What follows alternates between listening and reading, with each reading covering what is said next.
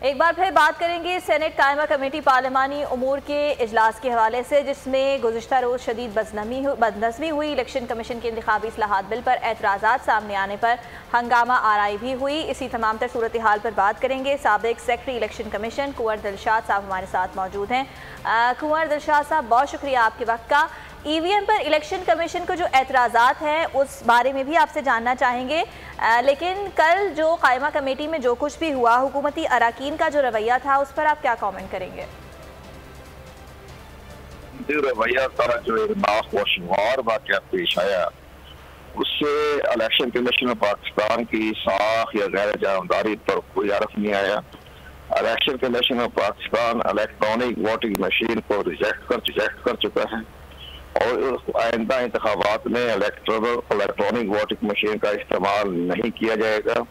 जहाँ तक कि इलेक्शन एक्ट में तरमीम हुकूमत कर सकती है, उनके पास मेजॉरिटी है और उन्होंने ज्वाइंट सेशन का इजलास में उस बिल को पेश करना कामयाब हो जाए। लेकिन उसके साथ साथ उसकी जो शराइत हैं इलेक्शन एक्ट में जो तरमीम आएगी, ठीक है, जब इलेक्शन एक्ट में तरमीम आएगी तो लॉफुल है, जो कानून मुल्क का होता है उस पर अमल दरामद करना हर इदारे का फर्ज बन जाता है। लेकिन उसके आगे रास्ते बहुत वसी हैं, उस पर काम करने के लिए इसमें कोई ये डेट नहीं फिक्स की गई। इलेक्शन एक्ट 2017 में जो तरमीम करना चाहते हैं, जो हुकूमती जो है इंतहाई काबिल तरीन अपने आप को समझते हैं, उनको डेट तो नहीं देखी कि आपने 2023 के इलेक्शन में इलेक्ट्रॉनिक वोटिंग मशीन इस्तेमाल करनी है, ये 2040 में भी हो सकती है।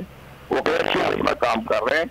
हमारा इस्तेमाल टेक्नोलॉजी जो हमारा डिपार्टमेंट है वो काम कर रहा है और हम आहिस्ता इंडिया ने 30 साल लगाए तो हम 10 साल लगा देंगे, क्योंकि इंडिया बड़ा मुल्क है। इसलिए वो 10 साल 15 साल के बाद कहेगी हम करवा देंगे। इसलिए तो ये तो एक मामला हुकूमत ने बड़ा गलत किया, यहाँ तक नाखुशगवार माहौल पैदा कर दिया। इसके पीछे मुझे बड़ा अफसोस होगा। मैंने कल मीडिया पे आ रहा था, सोशल मीडिया पे, मैंने यकीन नहीं किया। मैं आमतौर पर सोशल मीडिया की सब डिलीट कर देता हूँ, लेकिन आज मैं डार में पढ़ रहा था तो उसमें मुझे बड़ी हैरानगी हुई कि इलेक्शन कमीशन के स्पेशल सेक्रेटरी ने कमेटी के सामने कहा कि सर, हमें परसों रात प्रेसिडेंट हाउस में बुला के भी जहरीलो ख्वार किया गया। मुझे बड़ा अफसोस हुआ। कितना बड़ा प्रेसिडेंट है पाकिस्तान का और बहुत बड़े अपराइट प्रेसिडेंट है, उनके इलेक्शन कमीशन के स्पेशल सेक्रेटरी की टीम को जहरीलो ख्वार करवाया गया मिनिस्टरों के सामने और इसके बाद उसका रिएक्शन दोबारा कल कमेटी के सामने पेश कर दिया। फिर वो प्रेस कॉन्फ्रेंस में भी आ गई।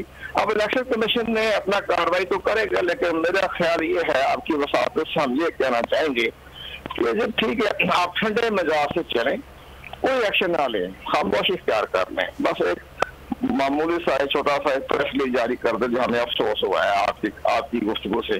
अपना काम जारी रखें। कमर दिलशाद साहब, बाबर आवान साहब जो हैं वो ये कहते हैं कि इलेक्शन कमीशन का काम इलेक्शन कराना है, वो अपनी सिफारिशात दे सकता है लेकिन एतराजात नहीं। इलेक्शन कमीशन एतराजात भी दे सकता है, उसके दोनों तरफ बाबर आवान साहब का पॉइंट भी दुरुस्त है, क्योंकि लॉयर है, वो कानूनदान है, वो सिफारिशात भी दे सकता है, तजवीज भी दे सकता है, एतराजात भी कर। ये चूंकि बहुत सीरियस किस्म का मामला था, तो सिफारिशात तो हुकूमत रिजेक्ट कर देती, छोटा लफ्ज था सिफारिशात, छोटा लफ्ज है। लेकिन इसके अंदर ये है कि सिफारिशात ने इन्होंने एतराज कर दिया। एतराज की इलेक्शन शरफ आता है।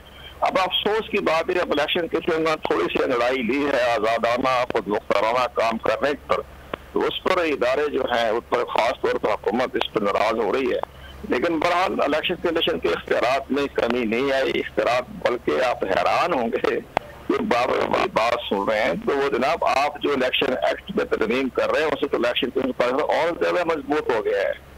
उसके अंदर तो तमाम जो मामला है वो कहेंगे ठीक है सर, हम आपका जो कानून बन गया उस पर अमल दरामद करेंगे। इसमें कोई डेट फिक्स तो नहीं है कि आप 2023 में लेकर इस्तेमाल करें, हम इसको स्टेप बाय स्टेप लेकर चलेंगे। इंडिया 30 साल लगाए, हम 10 साल लगा लेते हैं, तो बहुत अच्छा इस मामले में कोई ऐसी बात नहीं है। लेकिन जहाँ तक मेरी आपकी वसात से यही गुजारिश है कि हम इलेक्शन कमीशन पाकिस्तान खामोशी इख्तियार करें, इस पर रिएक्शन ना दें, क्योंकि रिएक्शन देने से हुकूमत को फायदा पहुंचेगा। बहुत सीरियस किस्म के केस जो है वो इलेक्शन कमीशन में ज़ेर समाअत है, खास तौर पर फॉरेन फंडिंग केस। तो ये जो सारा ड्रामा किया गया ना, ये सारा ड्रामा जो किया जा रहा है, ये फॉरेन फंडिंग केस को खत्म करने या उस पर दबाव डालने की एक स्कीम है, हिकमत अमली है। अब अगर इलेक्शन कमीशन पाकिस्तान अपना रिएक्शन देता है, बाद में फॉरेन फंडिंग पर केस फैसला सुनाता है, तो हुकूमत ये कह रही ना इलेक्शन कमीशन हमारा मुखालफ था, इसलिए उन्होंने हमारे मुतसबाना फैसला कर दिया। तो मेरी आपकी वसातों से गुजारिश है कि इलेक्शन कमीशन पाकिस्तान इस पर कोई रिएक्शन ना दे, खामोशी इख्तियार कर। खामोशी में उसकी बर्तरी है, उनकी इज्जत है, उनका एहतराम है। ठीक है कुंवर दिलशाद साहब, इस मामले पर आपने अपनी राय दी, बहुत शुक्रिया आपका। सब्सक्राइब करें और बेल दबाएं ताकि कोई खबर रह न जाए।